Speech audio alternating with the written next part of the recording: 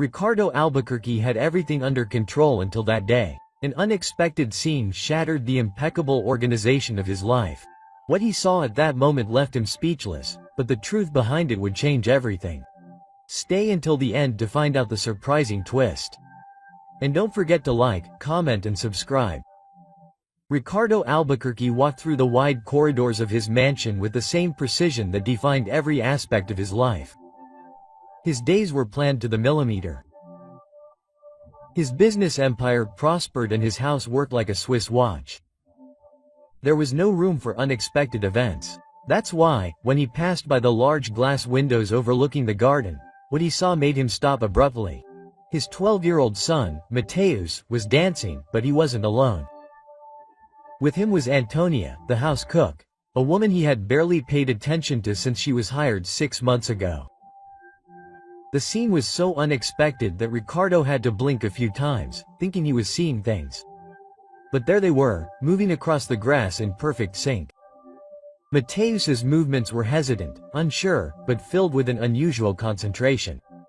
He stumbled a few times, but instead of showing frustration, he let out a genuine, carefree laugh that Ricardo hadn't heard in years.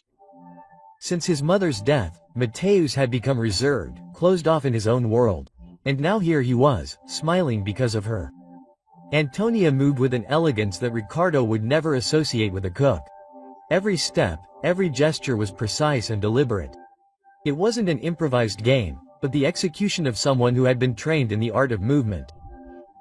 She wasn't just giving in to a childish whim, she was guiding him, teaching him. A cold discomfort spread through Ricardo's chest. He didn't like the idea that another person, especially a simple employee, had so much influence over his son. The more he watched, the more his irritation grew. He had no patience for this. With a rigid posture, he walked outside. His steps were firm against the stone path.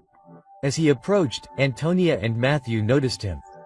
The boy froze, his previous joy fading, giving way to apprehension. Antonia, however, remained calm, only wiping her hands on her apron before straightening to face Ricardo. "What is going on here?" Ricardo's voice was cold, controlled. Matthew lowered his head, but Antonia held his gaze without hesitation. "We were rehearsing, Mr. Ricardo," she said simply. "Rehearsing what exactly?" His son wanted to learn to dance. Ricardo turned his attention to Matthew as the boy hesitated, dragging his feet. "It's been a while," he admitted quietly. A pang of guilt hit Ricardo's chest. He had never noticed, never asked. "And why didn't you tell me?" Matthew shrugged. But before he could answer, Antonia spoke up, because he had no one to practice with. Ricardo narrowed his eyes at her. There was something in her tone, something firm and unwavering. It irritated him.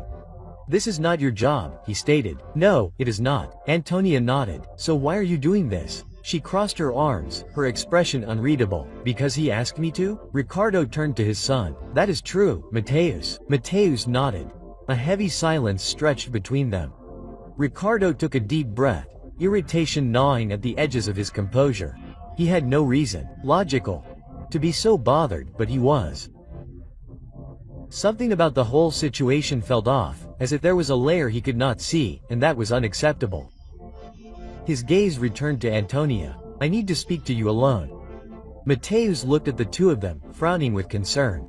Antonia, however, remained calm. "As you wish, Mr. Ricardo." Ricardo turned abruptly, heading back inside. From home, not expecting her to follow him, but as he entered he glanced over his shoulder. Mateus leaned toward Antonia, whispering something. She responded softly, her expression indecipherable.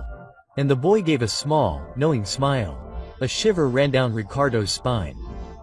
There was something else there, something he wasn't seeing, and he was determined to find out what it was. Ricardo sat in his office with his fingers intertwined under his chin as he stared at the computer screen. The information before him was banal and, at the same time, disturbing. Antonia Ruiz, 29 years old, hired as a cook in his house 6 months ago, with no criminal record, no history of problems, nothing that stood out. She was apparently exactly what she seemed to be, an employee who did her job and stayed out of trouble. And yet, Ricardo couldn't shake the feeling that there was something more, something hidden beneath the surface. His instincts had never failed him before. In business, he had built an empire by knowing when something was not what it seemed. And now, those same instincts screamed that Antonia was not just a cook. He typed her name into a broader search, adding a keyword that had been nagging at him ever since he'd seen her dance. Antonia Ruiz, ballerina. At first, nothing came up. Then, buried beneath articles and irrelevant results, he found a newspaper article from 7 years ago. Ricardo leaned forward, his eyes fixed on the headline. Young ballet prodigy disappears from stage without explanation. His pulse quickened. He clicked on the link, and as the page loaded, a photo of a much younger Antonia appeared on the screen. She was dressed in a crisp white ballet costume, standing on a large stage, her arms raised in perfect form. Her expression was serene, confident, nothing like the reserved cook who worked in his kitchen. The article spoke of a rising star in the ballet world, a dancer with unparalleled talent. She had performed in prestigious theaters, was about to launch an international career. Then, suddenly, without any scandal or public incident, she disappeared from the spotlight. No interviews, no explanations, she simply vanished. Ricardo leaned back in his chair, exhaling deeply. Why would someone with that talent abandon her future? And how had she ended up here cooking in his house? The questions were piling up, and he knew he wouldn't get answers just by staring at a screen. He needed to hear the truth from her. Standing up, he left the office and went to the kitchen. Antonia was there as expected, methodically wiping the counters. She looked up when he entered, her expression neutral but cautious. "Mr. Ricardo," she greeted, wiping her hands on a dish towel. "Do you need anything?" Ricardo wasted no time, picking up his cell phone and placing it on the counter with the article about her displayed on the screen. "Would you like to explain this to me?" For the first time since he had met her, he saw genuine surprise cross her face. It was brief, but it was there. She didn't answer right away, instead she looked at the screen and then back at him.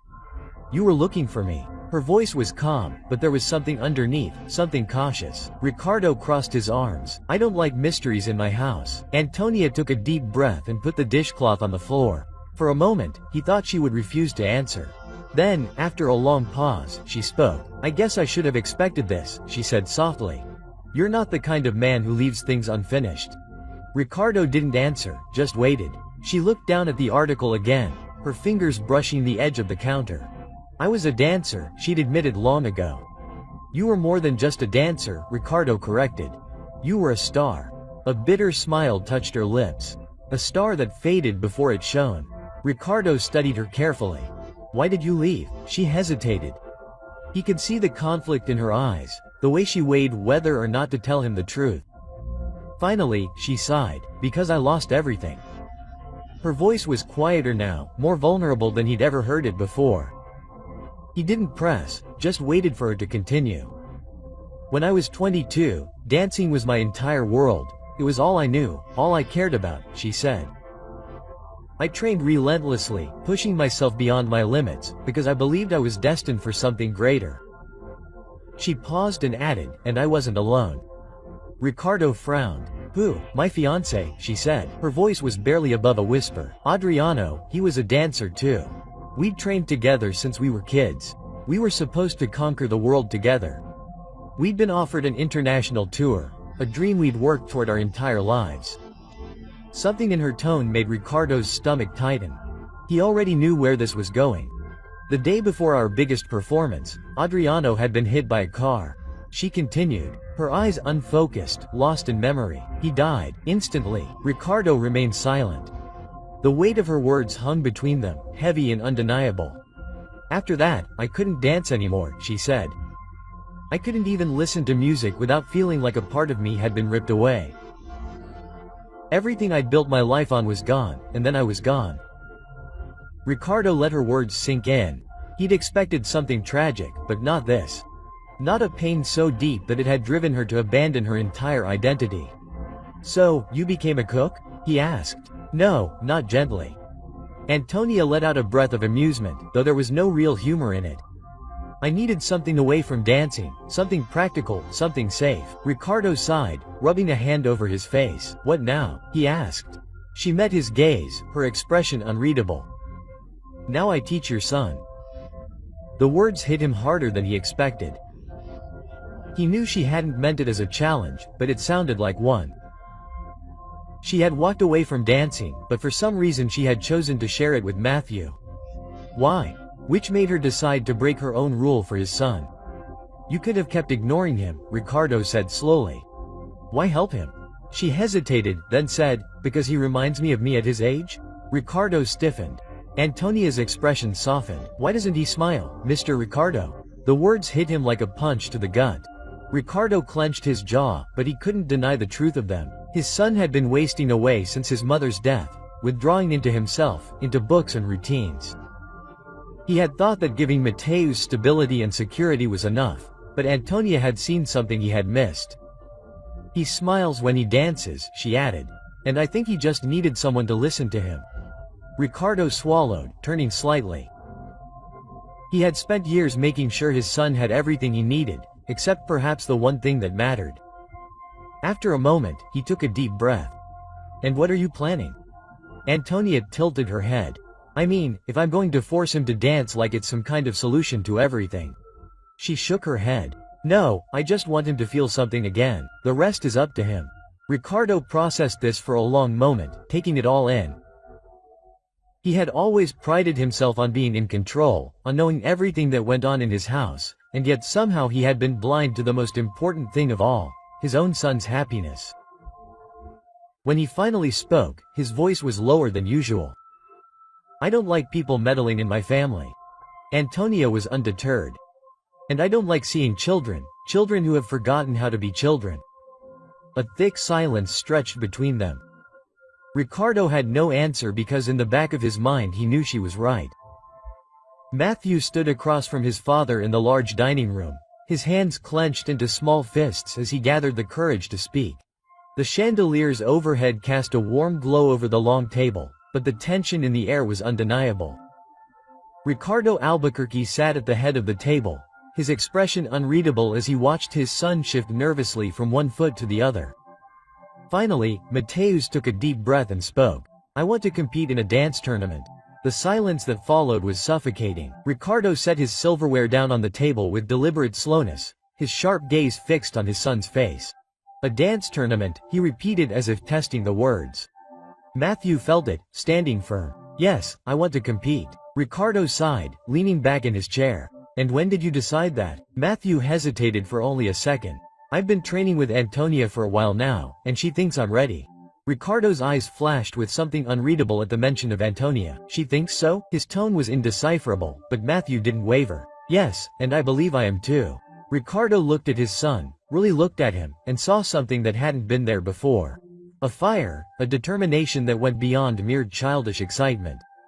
But that didn't erase the worries that twisted in his chest. Do you realize that this isn't a game, Matthew? Competitions aren't about fun, they're about discipline, pressure, and expectation. Matthew straightened his back. I know, and I'm ready for this. Ricardo looked at him for a long moment, then finally sighed. Okay, but if you're going to do this, do it right, no half measures. Commit yourself fully. Matthew's face lit up with a smile so wide and genuine that it took Ricardo by surprise for a moment. Thank you, Dad. Later that night, Ricardo found Antonia in the kitchen, carefully chopping vegetables with the precision of someone accustomed to structure and discipline. She looked up when he entered, already sensing that he was there. Did you know he was going to ask me? Ricardo said, crossing his arms. Antonia dried her hands on a towel before turning to face him. I suspected. Do you think he's ready? Antonia tilted her head slightly. He has the passion, the drive. The discipline will come in time. Ricardo sighed slowly, his fingers tapping against the counter. If he does this, he will experience failure, rejection. He may not be able to handle it. Antonia studied him for a moment before speaking. Or maybe you're the one who's not ready to handle it. Ricardo's jaw tightened, but he didn't argue. Instead, she said, if we do this, we do it right. That means you'll train him properly, without encouraging him to sweat. He needs to be challenged. Antonia's lips curved slightly. I wasn't planning on going easy on him. The next morning, training officially began. Ricardo watched from the sidelines as Antonia transformed from the soft-spoken cook to a strict, focused mentor. Matthew went through the exercises with determination, his forehead bathed in hers as Antonia corrected his posture, his foot placements, his rhythm. "Again?" she commanded, her voice firm but never harsh. "You missed a beat." Matthew wiped his forehead and began again. Ricardo, watching from the doorway, couldn't help but notice how much his son had changed. Before, he had been quiet, hesitant, always following rather than leading. Now there was a stubbornness in him, a refusal to give up. Even when things didn't go smoothly, the hours passed, and when the session was over, he collapsed to the floor, panting. Antonia handed him a bottle of water, which he took gratefully. "Did you do well today?" she said simply. Mateus smiled at her. "That means a lot coming from you." Ricardo remained silent, watching their interaction with a strange sense of unease. It wasn't jealousy, this time it was something deeper, something he couldn't quite put his finger on. As the tournament drew near, the training intensified. Mateus pushed himself harder, working late into the night, repeating the routines over and over again. The playful excitement of dancing had now transformed into something else, determination. And Ricardo, despite his initial reservations, found himself drawn into each session, watching his son evolve. One evening, after a particularly grueling session, Mateus was sitting at the dinner table, barely touching his food. Ricardo noticed the way his son's leg was tapping under the table. His nerves barely contained. "What's on your mind?"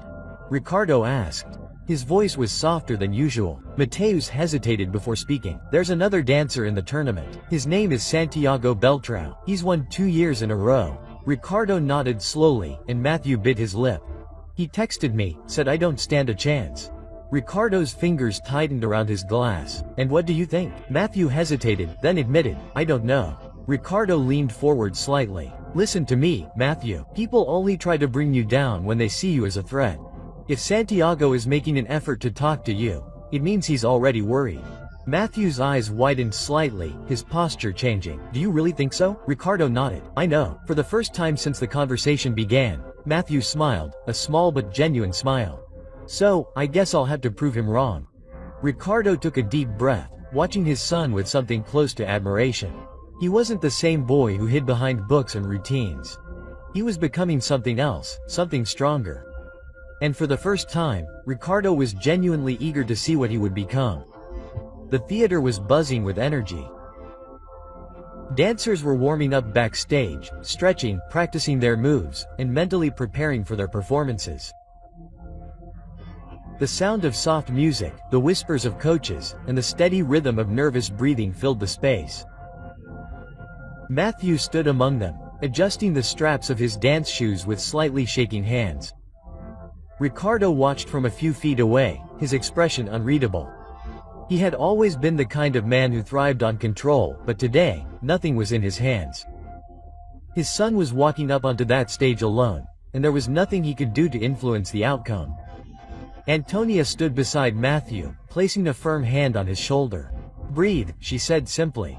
Matthew exhaled slowly, nodding. "You did the job. The only thing left to do is dance." Ricardo studied them from a distance.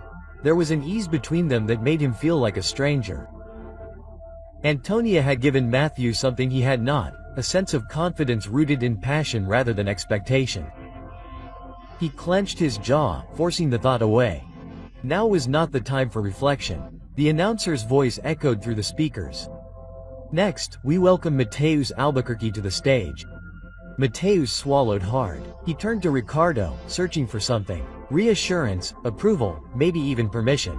Ricardo gave a single nod. "Go," he said firmly. Mateus walked onto the stage. The lights were blinding. The silence of the audience pressed against him like a weight. He took his position in the center, his heart pounding in his ears. For a moment, doubt crept in. What if he failed? What if he forgot the steps? What if Santiago was right? Then he saw them in the front row.